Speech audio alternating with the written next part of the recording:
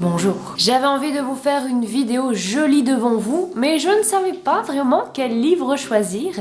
Et puis, j'ai reçu un exemplaire presse que j'avais demandé, certes, dans les pas de Valeria d'Elisabeth Benavent, je pense que c'est une autrice espagnole, et que le V se dit B si j'ai bien suivi mes cours d'espagnol. C'est un livre qui va sortir extrêmement bientôt, il a eu énormément de succès en Espagne. Et pourquoi donc? Pourquoi a-t-il eu autant de succès? Eh bien, puisque ce livre est considéré comme un mélange de Bridget Jones et de Sex and the City.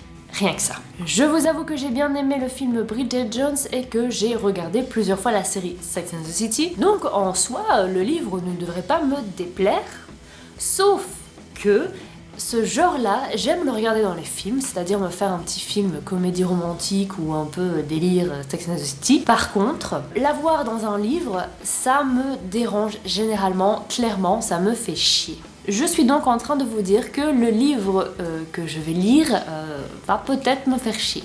Oui, c'est ça. On va voir ce que ça donne pendant la lecture. Et en plus, je viens de voir qu'ils vont faire une série sur Netflix bientôt. C'était l'info importante avant de commencer cette lecture. Son vernis à ongles est écaillé. Elle se demande alors comment elle a pu, mais comment elle a pu se laisser aller aussi longtemps jusqu'à ce que son vernis s'écaille. Je me pose la même question. Mais c'est affolant, mais que va-t-elle faire de sa vie? Je viens de lire la première scène de sexe, et ça va. C'est pas risible, donc c'est un bon point. Pour l'instant, ce qui me perturbe, c'est que tous les... Enfin, en même temps, je suis qu'à la page 32, hein, mais que tous les hommes décrits sont forcément des dieux. Ils sont beaux, ils ont des muscles, ils ont le ventre plat, ils ont des beaux cheveux, un beau sourire.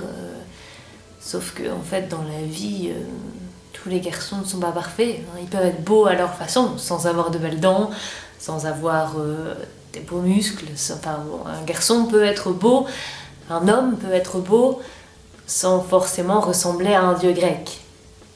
Heureusement d'ailleurs. Il y a un petit dialogue justement pour faire comprendre à une des protagonistes, hein, puisqu'elles sont 4 filles, 4 amies qui se disent tout.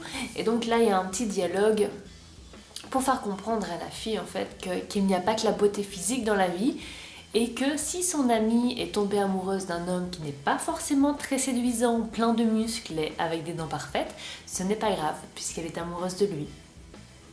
Merci, c'est quand même pas mal hein, de le rappeler. Ce qui m'a toujours intriguée dans ce genre de livre, c'est que les protagonistes, hein, qui sont bien souvent des filles, ont toujours des vies, mais qui n'ont absolument rien à voir avec la nôtre et avec lesquelles on ne peut absolument pas s'identifier. Genre, il y a une fille qui est traductrice, qui parle 4 langues dans une maison d'édition, il y en a une autre qui a un boulot de malade, qui met des tailleurs, des talons pour aller travailler, qui a toujours une coiffure parfaite. Enfin, c'est vraiment le truc où je pense que pas mal de filles ne peuvent absolument pas se reconnaître dans ces personnages, parce que qui a cette vie sérieusement? Si vous avez cette vie, mais dites-moi comment c'est possible, comment vous faites hein, pour vous, c'est comment? Elles ont souvent des boulots idéalisés, c'est souvent une apparence idéalisée, et déjà j'ai du mal à m'identifier à ce genre de personnages, puisque bien souvent leur caractère, leur personnalité est extrêmement différente de la mienne, donc déjà de base je n'arrive pas à m'identifier, mais en plus quand elles ont ce genre de boulot, ce genre de vie où elles vont tout le temps à droite à gauche, elles vont boire des cocktails, voilà, c'est vraiment un truc où je me dis il y a vraiment des gens qui vivent ça, vraiment, parce que moi je les connais pas en tout cas. Je sais pas vous, mais moi je les connais pas.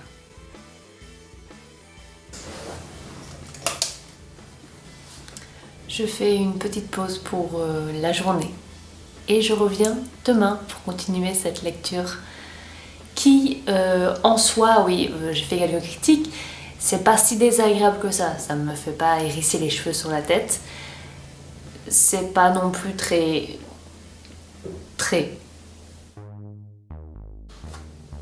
Ah, vous êtes là. Eh bien, nouvelle journée, pas nouvelle lecture, puisque je continue dans les pas de Valeria, puisque c'est le but de cette vidéo. Je n'en suis qu'à la page 82. Il y en a 399 pages. 82, je dis. Ok. Alors, je me rends compte que c'est plus une comédie romantique qu'un livre érotique, hein, clairement. Et ça s'annonce pas très bien. Mais je persévère. Hein. Je persévère. C'est pas tout ça en fait, ça va peut-être une chouette intro, mais ça fait quand même un peu mal aux fesses, donc je vais aller me remettre dans le fauteuil.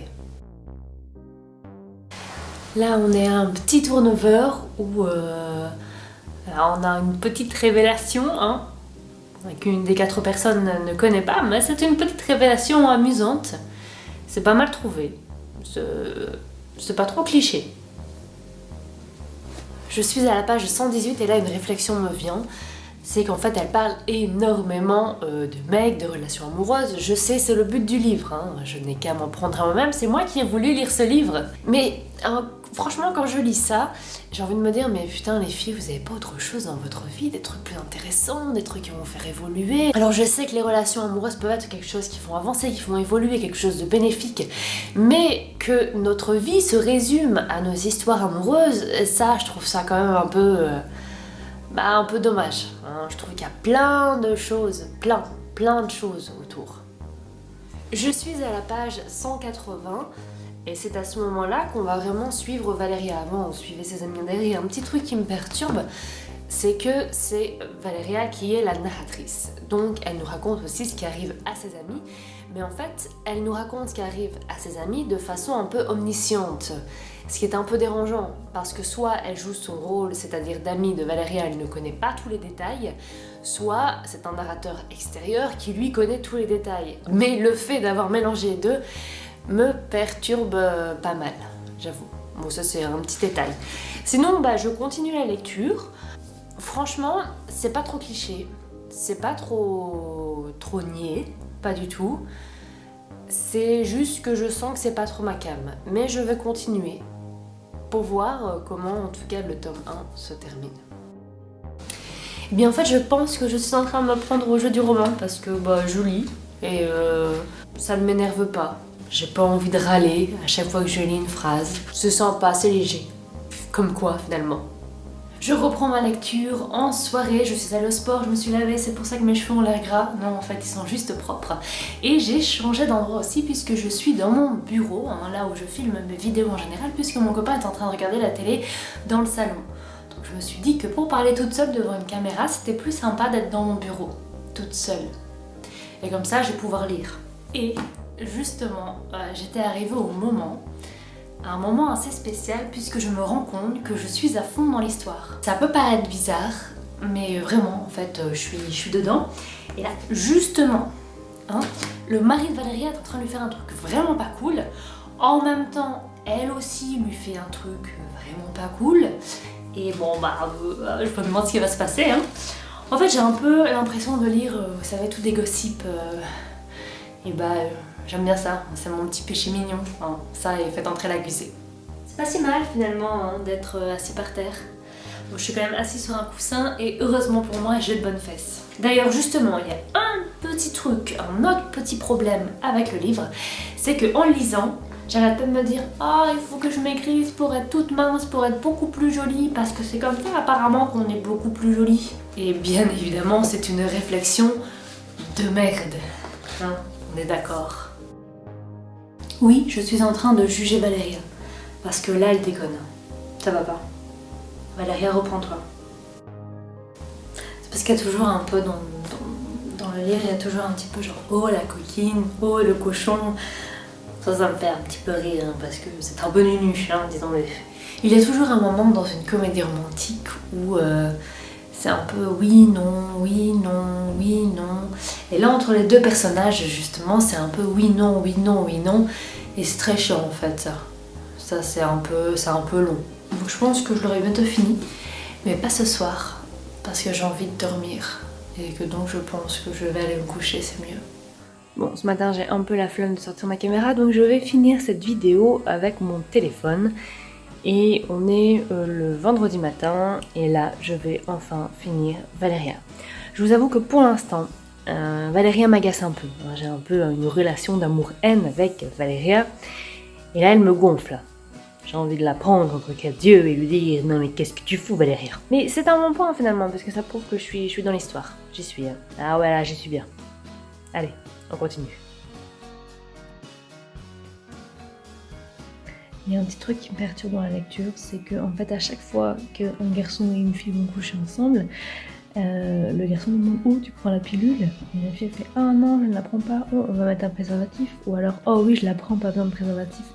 Sauf qu'en fait je pense que cette autrice n'a pas bien suivi ses cours d'éducation sexuelle. On met un préservatif pour éviter les MST. Évidemment ça permet de ne pas tomber enceinte mais c'est pas que pour ça. Faut faire attention.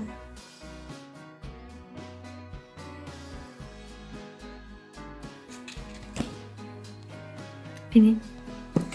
Eh bien, pour résumer, il y a quand même pas mal de clichés, c'est très girly, il y a quelques scènes érotiques mais vraiment très très légers.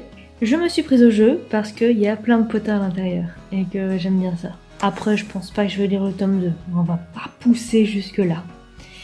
Et justement, à l'arrière, ils disent « Valéria, c'est drôle, c'est vif, ça pétille et ça passe aussi vite qu'une soirée entre filles. » C'est un peu ça. C'est pas transcendant, c'est pas génial. C'est divertissant. Ce qui me dérange toujours, c'est le côté un peu vie parfaite, elles ont toutes des boulots de malades, même les mecs ont des boulots de malades, ils sont toujours beaux gosses, tout le monde est beau, ça pétille, c'est glamour. Mais c'est divertissant, c'est le mot. Cette vidéo est maintenant terminée, j'espère que ce format vous plaît toujours. Si c'est le cas, n'hésitez pas à la liker. Je vous laisse ici, je vous souhaite une excellente journée, une excellente semaine et je vous retrouve la semaine prochaine avec cette fois le concours. Ciao!